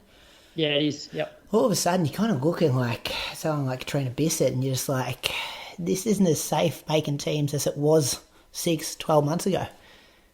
Not after that race. Yeah, Abby Caldwell. And they're doing it themselves too. Yeah.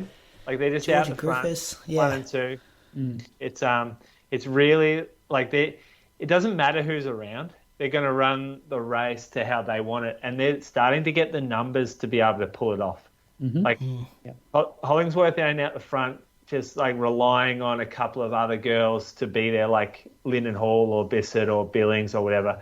These two can develop a plan and just go and do it at Canberra in the middle of March or whatever. Just without, it's like you just see something brewing there. And I think Ben Deary's only just gets bigger, doesn't it? Like they're new to this. Yeah, and I think Ben Deary's only going to get faster as well. She was 0.2 behind Claudia there. Like immediately, Claudia did all the work, but Ben Deary is so new to the 800, and as I said a few times, like you put a bit more sort of aerobic training into her, and with her 400 metre speed, like I wouldn't be surprised if she comes out and breaks the Aussie record. Well, just a tactic, isn't it? You don't have to think, just whatever Claudia's doing, go with it. Yeah. And in the past, when she's been the front runner, she's always sort of died. Whereas having the rabbit just seemed to just take her mind off the race a little bit and gave her a lot more purpose. It seemed that was much better tactic for her, and in the future maybe that's how she goes about running it. Boya. Yeah, definitely. In the men's, we're going on to the men's now. Yeah, we'll do all this stuff. Yeah. So Peyton Craig got the win again, 145.91. Luke Boyes was second, 146.15, and Jack Lunn was third in 146.54. We move on to the 1500. So, men's and women's 1500s were both a bit depleted as a result of, I guess, the men not running after that Bankstown meet, and I guess a lot of our top 1500 metre girls are overseas at World Indoors. But in the men's, Connor Whiteley got the win, 340.09. James Hansen second, 340.2. And Will Lewis third, 340.8. And the women's, Jodie McCann from Ireland got the win, 414.05. Jayla Hancock Cameron second, 414.23. And Rebecca Green from New Zealand in 4:15 for third place. And then the steeple, this was on before the telecast started. Ed Trippus got the win, 8:32. Liam Cashin second, 8:37. Matt Clark, 8:40. and Brielle Urbacher won the women's in 10:16, but there was only 2 finishes in the women's steeple. So not much of a spectacle there. All spoke about a few weeks ago, didn't we? Is the steeple done? just put on one a season. I struggle to get up and about watching the steeple. Hard to Where find are you? people to Where do are it. you? Yeah, because you weren't here, Moose, when we were chatting about the steeple. Where are you on the steeple at the moment? Oh, it's hard to watch races with 2 finishes and 4 finishes. Like it feels like our top end is ignoring it. That's why we can't get the numbers to these domestic races. Like, why are we struggling so much to get people that can finish a domestic level race? What's the reason Well, the behind standard it? to get in would be hard, wouldn't it, for starters? That's what I mean. Yeah. But why don't we have them? Like, why can't? Like, we wouldn't have any trouble filling a 1500 field or a 3K field or a 5K field, or even to a degree, like a 10K field you could probably fill. Why are we struggling with steeple fields? The event's sort of being ignored, isn't it? Because it's no longer the easy to get into type event. It's not like the top 3 in the country just go, or there's no B qualifiers or anything really like that. It's pretty difficult one to hit that qualifier. You got to run the Australian record, I think, to run the qualifier. That's right. Yeah, you do. Whereas back in the day, it used to be sort of 8:25 to 8:30 would pretty much get you on most teams. But it's always been a bit niche, the steeple. Like, it's never been as popular as the flat races. And I just wonder whether in like 20 years' time the steeple will actually exist. Yeah, Could be in trouble. maybe. It is pretty cool to watch. Like, when you see them full flight jumping over their hurdles, and it's a different dynamic. At an I like international watching level. it. Not at a domestic level. Well, it's also because it's so strung out. Like the local stuff. If you ever watch a steeple, there's just so much difference between the front and the back of the races. It just, like, there's so much passing, and it's not impressive athletically to see people just climbing over the barriers. Yeah, but you get Albacale and Gurma doing it. That looks pretty cool. I know, it does look good. Those guys are great. I'm going to go back up to the top here, fellas. World Indoor Champs. They've been happening. Been pretty good to watch every morning. Chuck on SBS. Turn off Peppa Pig at my place. Watch a bit of this stuff. It's been good the last couple of mornings. Women's 800 was won by Tizi Dugamar from Ethiopia in 201.9. Gemma Riki from the UK was second. Noelle Yarigo was third. Cat Bisset made it to the semis, did not progress to the final. We had a pretty small team over there as well, so not talking about too many Australians here. Bryce Hoppel from the US got the win in the men's. He ran 144.9. The 1500, Feromu Halayu from Ethiopia got the win there, 401. Dickie Hiltz from the US was second. And Emily McKay from the US was third. Haven't heard of Emily McKay. You boys? Global bronze medal? No. I haven't seen her name in a big international final before. Linden Hall got ran out in the heats there, so no Australian representatives past that mark. The men's was on this morning though. Geordie Beam is from New Zealand, one of the best finishes you'll ever see. Went from 6th place to 1st place in probably the last 40-50 metres. Big swing around on the outside. 12.78 for the final 100 metres he ran. He won in 3:36. Cole Hocker from the US was second. Hobbs Kessler from the US third. The women's 3K, this was Saturday morning. This was the one I really wanted to watch. Jess Hull, real good chance for a medal. Did everything she possibly could to try and get a medal. Aggressive off the line. Kind of looked like she threw a few elbows out actually to get herself in a really good position. The American, though, got the win with a kick finish over the 5K world record holder, I'm going to say, Croaks. Maybe correct me on that. Yep. Ali right. St. Pierre, she had the clear sunglasses on. She won in 8:20.8, so it was pretty quick. Guduft Segay was second in 8:21.1. Beatrice Chepkoech was third in 8:22.6.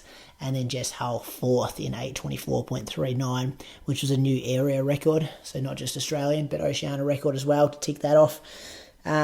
Thoughts on that, guys? Jess Hull, I was just yelling at my TV. I'm just like, just beat one of them. Like, there was this pack of 4 who kind of got away with maybe like a K to go. And I'm just like, come on, don't be that 4th position. I feel like she really deserved a medal.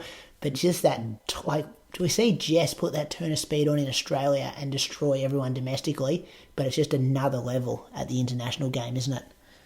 especially at that pace. We're talking low 8:20s. But still, tactically, she's so good. Like, she put herself in the right position the whole time. And I did hear an interview with her saying, "Look, this is what I've come to do. I've come to test myself against the world." And she's like, "I wouldn't change anything that I did. It's just that I didn't have the wheels in the last 400 because of, basically she was run off her feet." And so, because one of the questions was, do you need more speed work? And she's like, no, not necessarily. It's just she needs to feel more comfortable with 400 to go so she can kick down, whereas she was obviously on her limit for a little bit longer than what some of those other girls were. But she's just such a good tactician, and to run a PB national record in a global final is really good.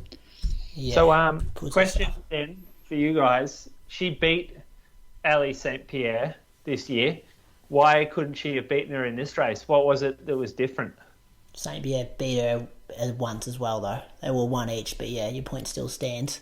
She was in the last race that they had, Hull beat St. Pierre. You could potentially argue that Jess has had a few more races under her belt, whereas Ellie St. Pierre, her kid turned 1 yesterday. So she's probably very much on the up. Every race she does is getting a little bit better, whereas Jess has probably had a few more races under her belt, if that makes sense. It does, yeah. What's her PBs though? They'd be pretty much on par, those two, wouldn't they? Well, no, there's 4 second difference now. 4 seconds now. Oh, now, yeah, but even over different... so guys, she's around 14 flat. And Jess has finished, what, 2.5 seconds, 3 seconds behind her in a global final. But this is a discussion I wanted to have a little bit, was around world indoors and where it sits in terms of the major championships. Obviously you've got the Olympics as the pinnacle. Then I'd say you generally have probably outdoor world championships as the next one. And I feel indoors is very much hit and miss depending on what year it's held. So obviously this year's an Olympic year and you've got world indoors as well. And so a lot of people Sege, for example, her focus is surely the Olympics. So probably not in her best racing shape at the moment, probably heavily in, in base training. So I don't think it's a true reflection, because you look at 2008. So Tamsin Manu, or Lewis at the time, she won the world indoor 800 metres, but she didn't progress past the semis that year in the Olympics, and never made an Olympic final or or a world championship outdoor final. So I don't think you can often read into too much from an indoors. That being said, there's some events are heavily stacked, but I feel this year most people are gearing up for the Olympics, and so I don't think you can read too much into individuals' performances from here. Well, you look at the men's 15 podium: George, Beamish, Cole Hocker, Hobbs Kessler. You'd be saying if those 3 make an Olympic final, that's a good achievement. But then look at the podium of this 3K: Josh Kerr, Yared Naguse, Solomon Barega. You can see which the more loaded event was. Yeah, and I'd say that the top 1,500 metre guys were in the 3K there, in Josh Kerr and Yared Naguse. I'm pretty sure that if you put those guys in the 1,500, maybe they're not as sharp at the moment, but I would probably put them ahead of Geordie Beamish over a 1,500. Same with the women too.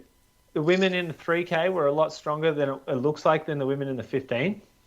Probably, yeah. Frieni Haliu, though, she's pretty good. I think I'm not sure what her PB is, but it would be low to mid 350s, I'm guessing. But yeah, I agree. Anytime Sege is finishing second, it's a pretty strong field. Yeah. Josh Kerr was good in that men's 3K though. It looked like he was boxed in a bit. I just said to Hudson, just watch this guy in this singlet here. He's going to win this race. And just weaved his way through. It was so good when he got rolling. 7:42.98, Naguse second, 7:43.59, Barega strong, but probably more 5-10k kind of guy. 7:43.6. Been loving watching it. We got gold, didn't we, in the high jump? You want to start shouting out high jump people on the Inside Run podcast? Yeah, Nicola. It used to be Nicola McDermott. It's Oz Slayers or something now. Now she's married. Doha. Do I what? Were you on the same? Was she on that team in Doha? I think so. She's the one who writes in her journal between each jump. That's it. Yep. Don't mind that, to be honest. Listeners, though, you should go back and watch the men's 1500 from World Indoors because Geordie Beamish's last 100 is incredible. Like, he went from 6th to 1st, and this guy, like, if he gets a sniff at the finish line, he almost seems unbeatable. He always seems to have this amazing turn of speed. Like, it almost looked like the other guys was like standing still the way he went past them. He does that all the time, though, doesn't he? That's just yeah, that's him. Like, yeah, and also the other thing with Geordie is I remember listening to Coffee Club when they first got this OAC group together, and he was always real injury prone. He was spending more time cross training than he was actually running. And I think that over the last year or two, they've been able to put a bit more mileage into him. So he's a super talented guy, but I just don't think up until now he's sort of been running enough miles to get the best out of himself, which has now obviously changed. So be interesting to see how he goes the rest of the year. Yeah, good to get on the show. See if our friends at On can hook that up next. World Cross Trails Croaks, Friday night. Or Moose, you'll tell me about these. They were in Croaks' hometown, but he didn't go watch. No. Bloke loves the sport. Talk about just stay at home and watch the indoors. Mate, it's bloody 6 or 7 o'clock at night. Got a family Lily down there, see some of the best runners in Australia. Got to put Lily to bed. What, 6 p.m? If they're in bed, I think 7 p.m. The men's and women's race was on. You reckon if World Cross Trials went to Echuca, Brady goes and watch? Bloody oath, mate. I'll be doing up their shoelaces for him. Down there with bells on. It's the interesting one, considering all the stipulations and requirements to make the team and how much discretion's involved here. So we've got the men's winner. The men's were a bit slower than last year. I think the women's were 2 minutes or so slower than the previous year. The men's, I don't know whether it was a similar time or a bit slower or whatnot, but Half-to Strintstos, he won the race in 30:04. Is he back from college, Croaks? I don't know. Well, he's Zach's boy. I don't know whether he's back permanently. I've got a feeling he's still.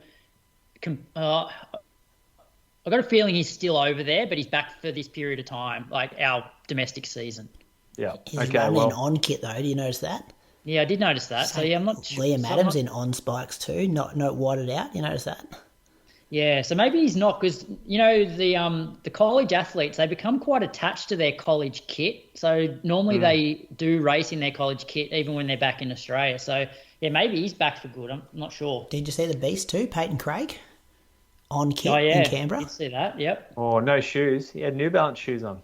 Did he in the race? Yeah. He had the on kit. I looked up his Instagram bio today. On's in his Instagram bio too, Moose. Yeah, I know. They're taking over the world. He was wearing New Balance spikes. Yeah, maybe they haven't got the shoes to him yet. They hadn't got him shoes, but he's apparently signed, so that's good news. Good news. There's a good get there. Let's keep going on this cross country. Liam Adams was second, 30:09, and Zach Faccioni 30:12. So there's a couple of auto selections there. Top two, Half-to and Liam. That auto just, regardless of any other stipulation, you're just in. Yeah. Yep. All right. Well, there's two on the team. It might be an invoice though. Yeah. For the women, Paige Campbell, she won 35:22. She beat Melissa Duncan 35:32, 10-second win, and Morty Skyring 35:38. Couple of autos. Melissa Duncan, another Australian kit for her. She's back. If she can afford it, right? It's an expensive trip if you don't come top 20. Croaks, you loved that, didn't you? You're a big fan of that, whereas Brady was against it. What's that? The money. No. No. If you go back and listen, I said you definitely shouldn't have to pay. I was against Brady saying that we needed to send a mixed relay team over. Right, yes, okay. Because they potentially may have spoken to the likes of Stewie and going, I want to focus on our nationals, which is 2 weeks later. So, but I definitely agree that if they send people over to World Cross, you shouldn't have to pay any money. Yeah, agreed. Agree with you there. We're all in agreement there. Where are we at the relays, Moose? You reckon we should just send some 338s and 340 guys who don't mind about nationals, just to give them an Australian singlet, How are you going to develop an athlete? How are you going to keep someone incentivized in our sport coming out of the juniors if you're only picking people that are going to win medals? Bloody oath, I'm glad you're back. Yeah, we're losing people in our sport. It's not a profitable thing to do. You've got to basically do it out of passion, and you do it out of the hope of representing your country. And for the national body to say, no, if you're not going to win a medal, we don't want you. That's basically what's happening here. And if you're not going to finish top 20, well, fuck it, you're paying. We're not paying for you to come over here. So how many do they send then, Moose? Because I don't think they'll send full teams, and I got a feeling that they might have more men than women. I reckon they'll send stuff all juniors too. You know who was a junior once? We're talking about the athletes though. But this, think about it. This is where the money should be going, to the athletes. The money, if they've got a spare 400 grand, should go into the athletes, getting them over to events, developing them for future championships. We should be sending teams. We should be looking after our actual athletes. That's the problem. You got to look at where the actual fucking money's going, I reckon, and going, how much is it, the athlete budget here, and how much are we spending in admin costs? So I'm not sure when the team's announced, but how many do you reckon they'll send? Because if we just look at, say, the men, the men was definitely deeper in terms of talent, I suppose, because you had Ed Marks in 4th, Andre Waring 5th, Josh Phillips in 6th. There's a chance that Pat Tiernan will run World Cross, so you definitely put him in the team if he wants to run. And then from the women's, it was. So 4th was Sarah Klein, and then 5th was Abigail Nordwood, 36.45, and 6th was Charlotte Wilson. So, I don't think they'll send 6 men and 6 women. I don't know. Your thoughts? Well, it all comes. Yeah, it comes down to the criteria, and when they match the criteria against the athletes that have put themselves in that spot, I guess, through the trial or that nominate for the team, however it goes, if they'll match the criteria against it. It don't think it'll be a selector's thing. The criteria has been written there. There's a lot of discretion though outside of the top 2. But there's also some things the 10. They have to have run it a female has to run 32:30 for a 10K, right? That's not a lot of these ladies have done that. Yeah. If you read that counts out nearly all of them, outside the top 2. So it makes it a very difficult team to make. Guess we'll chat about it probably next week when the team's announced. Is that when is the announcement? Oh, I'm guessing it'll be announced soon because it's in a couple of weeks. World Cross. But how do you keep someone interested in the sport if there's little chance of making the team?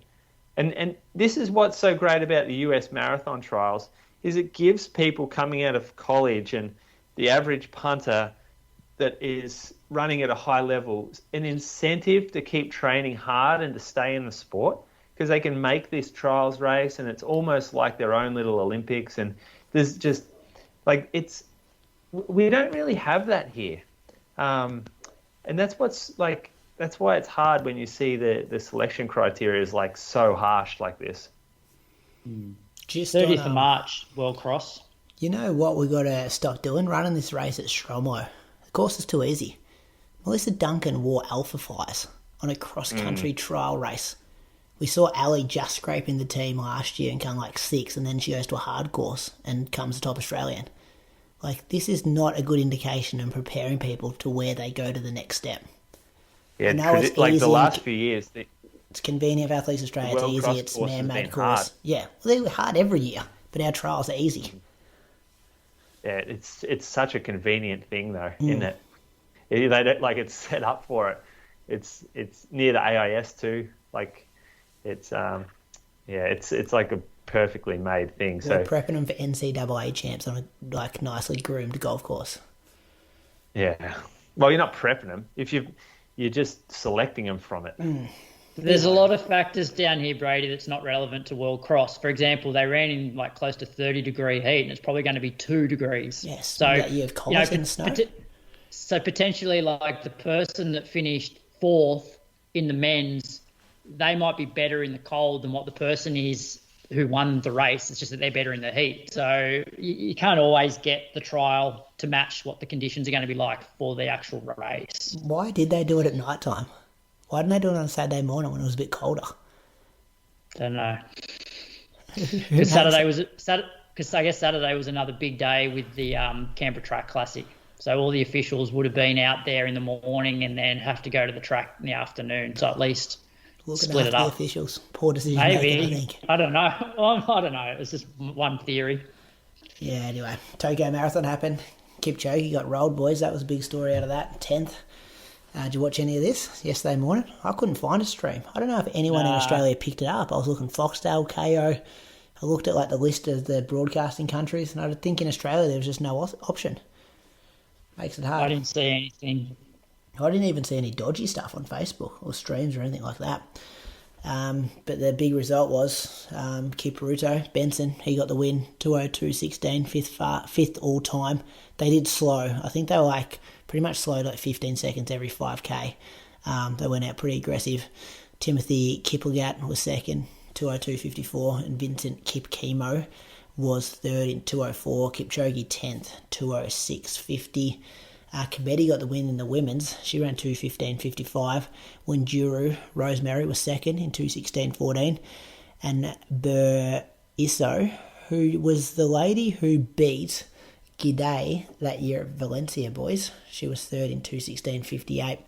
Safana Stan off the podium in 2:18. And Betsy Sanya, who I paced at Sydney Moose, sponsored by ASICS, she was fifth in 2:19. She pulled out of the trials a couple of weeks ago and backed up. Was it a month in between? 3 weeks? It can be done. This is a good example to send through to Ali. But yeah, she was fifth in 2:19. Both men and women's winning times were Japanese all-comers records. And I think from a Japanese point of view, no one was quicker than Sakura Osako. So he now qualifies for the Olympics. For the Japanese wow. team. So there was like 10 of them on pace at 25K or something like that. So it means that they've all kind of blown up. They've all just gone for it, suicide type running. Well, I guess got nothing to lose, do they? That's right. You go for the time. May as well. Yeah. Kipchoge done, boys. Ooh. Do we see him at the pointy end again? It's not looking good, is it? He's still picked, isn't he? He's in the squad for Paris. Which, here's a question for both of you. Like, champions. Should champions go out on top and protect their legacy, or just keep running? Because, like, for example, if Kipchoge now, like, has a couple of really poor performances, like, does it take away a little bit from what he's done? Like, do you think he should go out? Like, well, I guess now, like, you can't go out now because that's not a great way to go out. It's almost like he should have gone out before, because I don't know if I can see him coming back from this. Like Bekele, right? So Bekele come and struggled at the marathon a couple of times. Then he ran a 2:01, second fastest time ever at the time. And then he's failed at a few other times. You would never have seen that 2:01, second fastest ever, if he had taken that approach, I'll just go out now. Like, I'm not going to try this when I don't feel like I can pull it off that well. So they hang around because they know they have a sniff of still doing something special. It's just a real low likelihood they'll pull it off. Yeah, Should they or not? I'm not sure. Yeah. Hats off to him for finishing, because it would have been, like, given his reputation, it would have been very easy for him to probably just, like, step off the course and just say, you know, make up some reason why he didn't finish. Yeah, it would have. That would have felt like jogging to him too. Your thoughts, Brady? Do you think he's done? Well, he's not getting any younger. Like, I know, he's similar age to us, isn't he? Like 37, 38, unofficially. I'm not sure how old he is. He looks way older than us, Moose. He was saying I look old before. I feel like Kipchoge looks at least. Oh yeah, well, he is old, isn't he? Well, when you think he won the world champs in the 5K in 2003, like, that's a bloody long time to be at that level for. Yeah, like, the other guys are getting so good as well. There's so much competition now. I feel like maybe a couple of years ago he could go out at that 2:01 pace and then everyone just drops off and then it's his show. He could control it. But these guys are good. And geez, he looked good too in the Adidas kit. Kipruto. I'm interested to see what they do with selecting the team. But because Kenya's been like brutal in the past. I'm not sure. Yeah. Or was that Ethiopia? They've left off Bikili before running pretty quick. Yeah, I think that was Ethiopia that did that. I don't know if their legacy is so strong when they start seeing times. Anyway, we'll keep listening to question croaks because we're a long show as it is. Moose on the loose. Welcome back, Moose. What do you got? Oh, well, I was sort of away from this for a while. You blokes knew about it, didn't say anything, so I thought I'd better this week.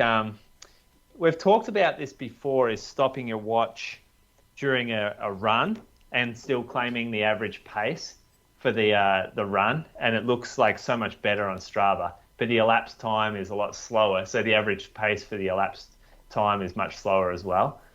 Well, here's like a big time example of that.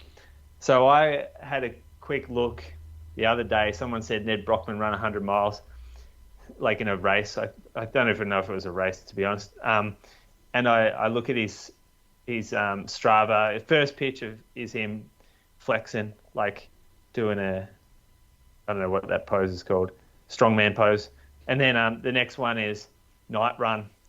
Ned Brockman, he's run 161k, 5:07, and the run's cropped, like the Strava post is cropped. So, I mean, you look at this, you think he's run 161k, running 5:07s, right? And then you scroll across, all right, he's got a picture of his watch, a video, it says 100k, pace 4:56. 100 mile, you mean? No, 100k.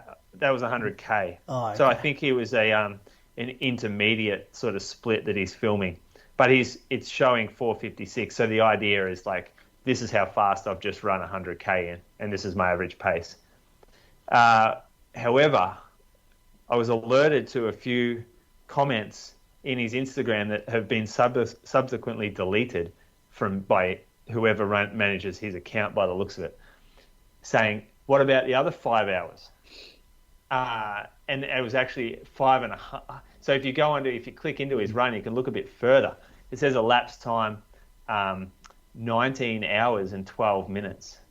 And his moving time, 13 hours, 44 minutes, which has an average pace of 5:07. So he's spent 5.5 hours not moving, which is sitting down, which is what happens at a lot of ultra runs, right? Like, this is a normal thing. It's rare. Only the very top end guys run 100 miles sort of without expending time stopping at aid stations. It just seems a little fraudulent to be posting the average pace for the moving time, seemingly trying to gain credibility or kudos or attraction, comments, glory, whatever, without actually mentioning that you sat down for 5.5 hours. Like, that's not a thing we do in running. That is a big no-no. It's a big no-no in long runs. It's a no-no in workouts. If I ever heard of someone running a marathon and stopping their watch and starting it again and trying to claim that was the pace they ran, then that would, like, that's an absolute no-no. It doesn't matter what your watch says. It matters what the start time was and the end time was. And maybe, okay, you're new to the sport, whatever. A few people have called it out in the comments, I'm noticing, that have subsequently been deleted, and apparently a few of them been blocked too. So, yeah, don't know where this is at, boys. This mate is a hero of yours, Brady, right? He's not a hero of mine. A lot of my footy mates love him though, and I try to open their eyes all the time. I was sending them through this screenshot the other day.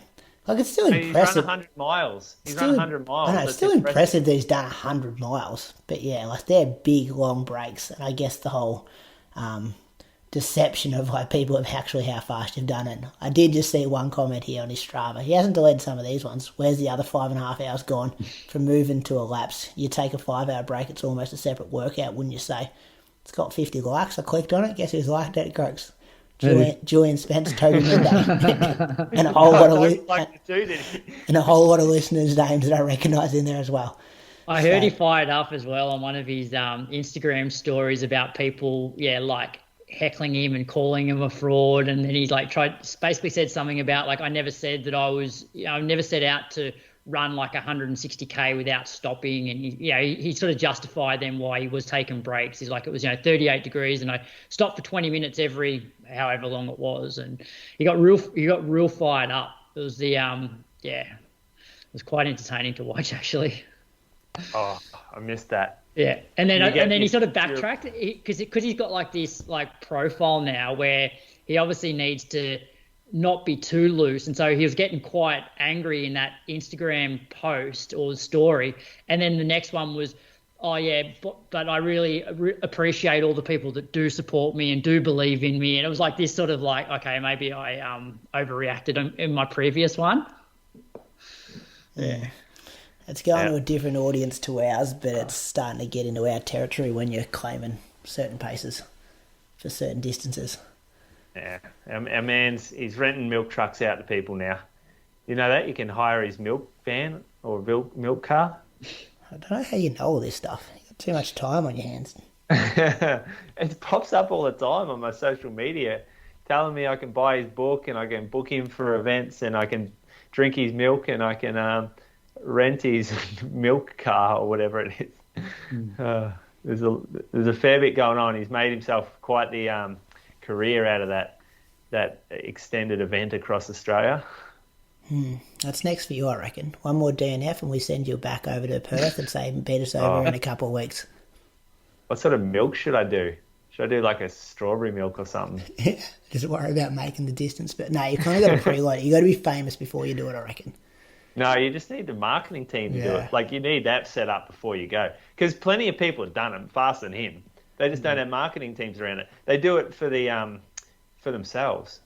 They do it for they hit us up, tab him on. Yeah. Yeah. Well, you say no. Yeah, politely. You'd have to fucking pay for that now. We've been getting hit up heaps recently for guests. You could have got it for free. DMs, Crooks. Hey, where's halfway between Perth and Sydney? Do we know? Because that's probably where we go and pick Moose up, I reckon.